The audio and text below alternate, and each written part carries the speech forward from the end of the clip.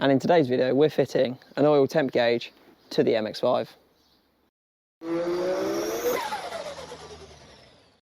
So to fit it, it's relatively easy. All you need is your oil temp gauge plus a sandwich plate and then the adapters and stuff that come with that. So the MX5 I believe is a 1.5 by 20mm adapter. We'll confirm that in a bit later. And I've already wired and ran the cabling for the sensor to get it to power on. We just need to run the actual gauge sensor piece, but we can do that in a minute. First thing you need to do though is lift the car up and take off your under tray if you've got one, so let's do that now. We've got our sandwich plate and our M20 by 1.5 adapter, which is what it should be for the MX5. First thing we need to do though is set up our temp adapter. So what I'm going to do is, we've got the sensor in there, we're going to put a little bit of PTFE tape on and we're going to lock these two in, and I'm probably going to use this single one here, but I'm going to make sure it all fits first before I lock everything in with some PTFE tape. It's a 1.5 NPT thread. It's pretty standard for all sensor stuff anyway. So let's get our sensor out.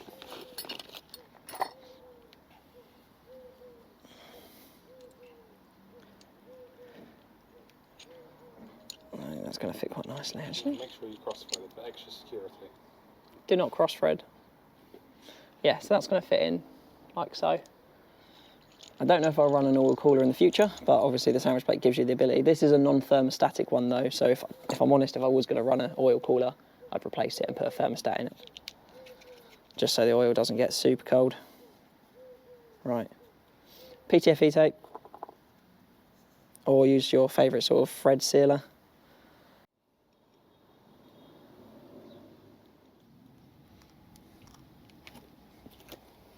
And now the little bolts in the top, we're just going to PTFE them to make sure they don't go anywhere and let any oil through, because we don't want that.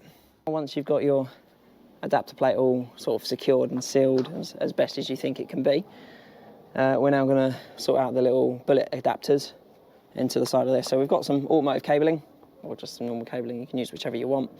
And we're just going to put on the bullet adapters which come with this kit. So we got here. Black's going to be our ground, and then red will be our signal. It's a bit of a strange way of doing it, because red's normally power, but that's all I've got in terms of cabling wise.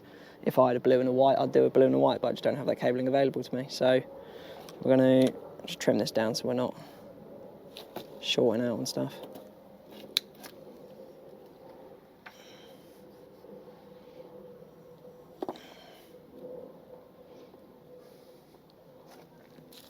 So they've got nice little adapters built into them, which is quite nice. If I can get into the, there we are, that's how you open the bag, just rip it. Cool. Right, so you can see we've now got these on. We're just going to put the rubber over just to protect them for now. We won't need to connect any of these up until the end. What we will do once these are on though is just do a little bit of thermal wrapping. Next thing we're going to want to do is feed this into the cabin.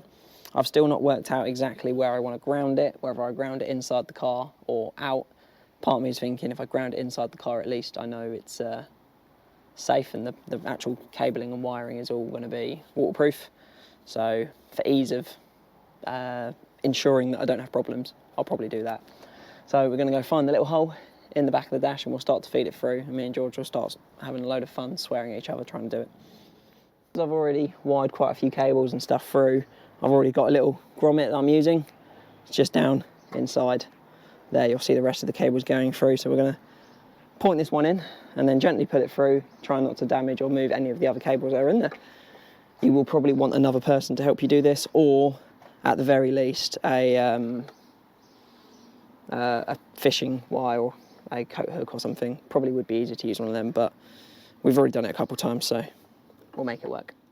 So new plan.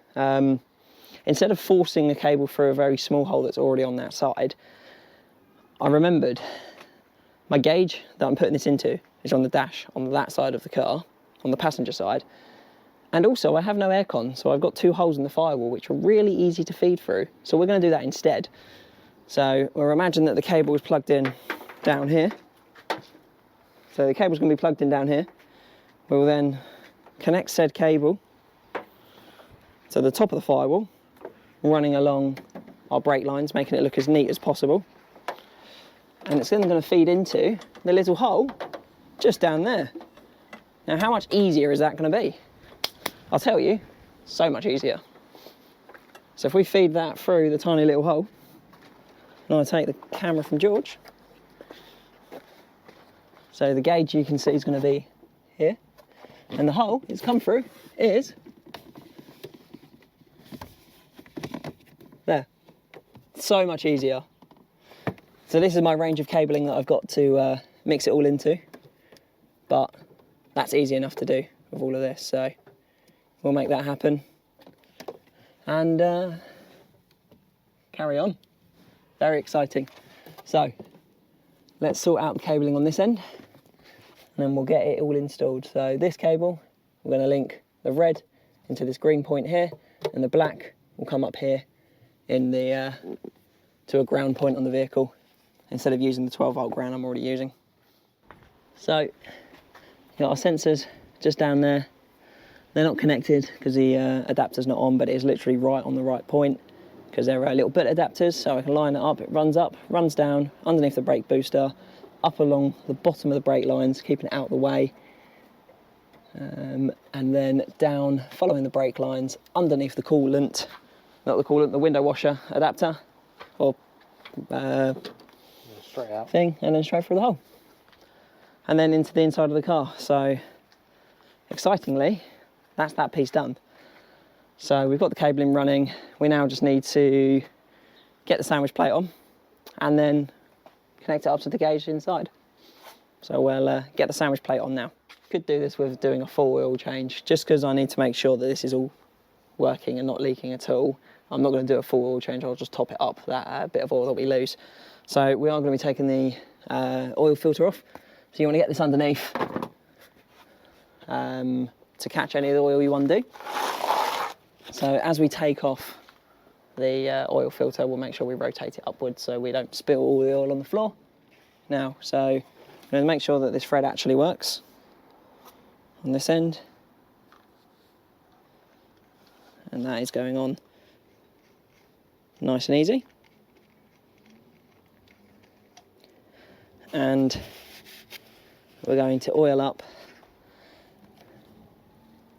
the adapters here. So I want, really, for how I've set it up, I want it pointing this way. Now if I do end up putting some other the sensors in, I might need to rotate it around. For now though, putting it on the engine like this, with this through, it's going to give me what I need. So the rubber side goes towards the engine block, and then the adapter goes on. You just want to work out what size socket you want to get on this to tighten it down. Again, when you tighten it down, you don't want to over tighten it, but you want to tighten it down. So it's a bit like when you put an oil filter on, make it tight and then give it a little bit of a click. That's what we're going to be doing. So we've just tightened that on just a bit, and if you come from this angle, you should be able to see a nice little adapter on there. Now hopefully this all holds oil and it holds pressure and doesn't leak at all, and we'll be laughing. But we'll find that out. So what we need to do now is reattach our oil filter. Can you see the hole? Have you gone and zoomed in on it? Yes, yeah. You're going like that maybe? Going like that. There we are. Should you be able to see it? Nice little purple blue anodized thing.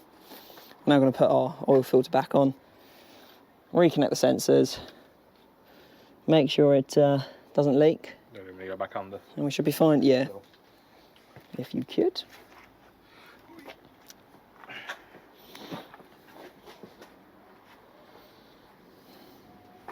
Yeah. All good?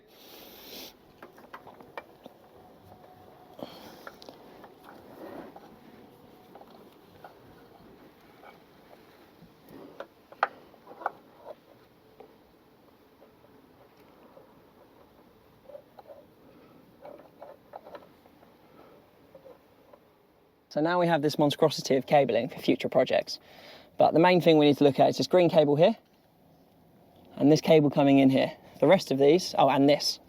This is our power wire for our gauge, and this is what the green cable comes out as. We've got a cabling wired up, that should be grounded. We're going to connect up our oil gauge, temp sensor, see if we get a sensor, and then start the engine and make sure that we don't leak. So, hold that for a second, there's no point turning it off and on.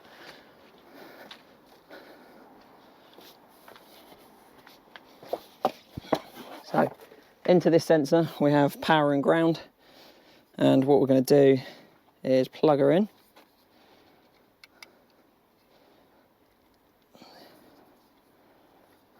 And then hopefully, George holds that. It'll tell me what pops up on the screen, and you'll be able to see it. Right. We're on. We've got power. Yep. Okay, yeah, been over. Oil pressure's all good. Kind of need to let it run for a bit longer to get it up to temperature so we can actually see, because it doesn't come on until 60 degrees. So now that we know it's at least all good, Matt's just going to get everything back together, get it back down, and then we let it warm up and see if everything's all good.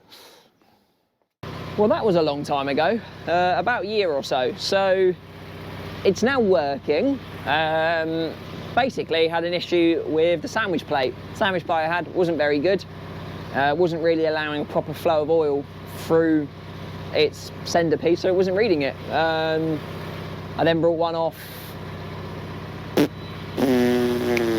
someone, can't remember, one of the websites, and it then sat in a box for about 8 months. Anyway, it's on now, the sensor is working, the sender is working.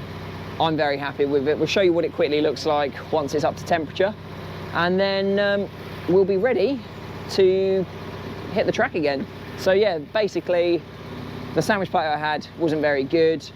What I'd probably recommend doing is when you're wiring it through, just put the sender into some boiling water first, check your gauge is actually working, because for a long time I thought the gauge wasn't working. Actually, it wasn't the gauge, it was the sandwich plate. So anyway, it's nice to be able to finish this video off because it has been a long time. Like, comment, rate and subscribe, and we'll see you in the next one.